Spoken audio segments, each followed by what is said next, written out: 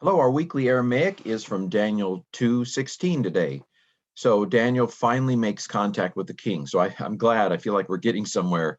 Daniel's finally going to. He hasn't talked to the king yet, but he's going to ask the king for a little bit of time here. So Daniel al the I'm sorry u the ah. Okay, Daniel went and asked. So the is and. There's the and there. U. Um, the vav becomes u, a sharuk, before bump letters b, m, and p, or bait, mem, and pay. So there's a bait, so it becomes u. And Daniel went and asked. Now he asked from the king. So we have kamatz aleph, the, and then melech, king. This all here is deceptive. When I first saw it, I thought, oh, it's a preposition, upon, but it's not. It's actually from alal. It's one of those doubled geminates that has a doubled second consonant, and they kind of coalesce often. So this is actually the basic stem. If we call it across the Semitic languages, the G stem. In Aramaic, it would be the pa'al stem. In Hebrew, it would be the call stem. I want to keep mentioning these things, not only so that they stick in my mind, but so that they might help you not get confused between the two languages. So it is a pa'al, the basic stem. It is perfect tense because it would add stuff on the end if it added anything, but this is the basic third masculine singular. So the two lameds coalesce into each other, so to speak. Not really, it's not doubled or anything like that. So it's from alal, and it means to go or something like that. So, and Daniel went. U va'ah, and he asked. So this is from ba'ah, and it's a pa'al, basic stem, a G, third masculine singular from ba'ah. So he went, min, our friendly neighborhood min, both in Aramaic and Hebrew, Malka, the king. So Daniel went and asked from the king, D, that. D is usually that in Hebrew. It's asher. Someone asked me whether it had come to mean of in some places, because 2 verses ago in verse 14, we saw D where it really needed to be translated something like of. And I have looked it up now. So this is a lesser use of it in Aramaic, but it can be something like that of. Um, so the one grammar book I was looking at called it a genitive relative function. Anyway, it's a rather difficult grammar book. I read it and I think, what is he talking about? Which is pretty sad when I've had as much language as I have. Anyway, useful to the high specialist. But anyway, the bottom line is, I think yes, sometimes D can mean something like of or that of in Aramaic. That's I'm 2 weeks late with that insight.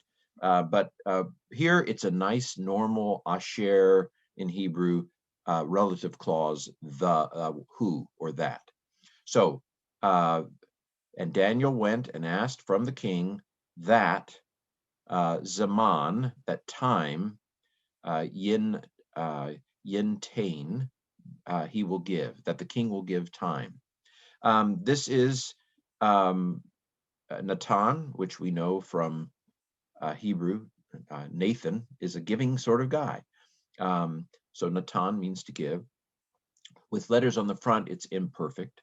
With a yod on the front, it's third masculine singular. So he, in this case, the king, that he will give time.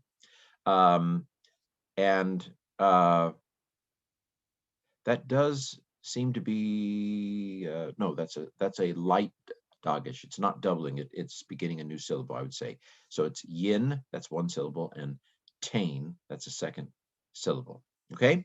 So it is a pa'al or a G, imperfect third masculine singular from Natan. Lay.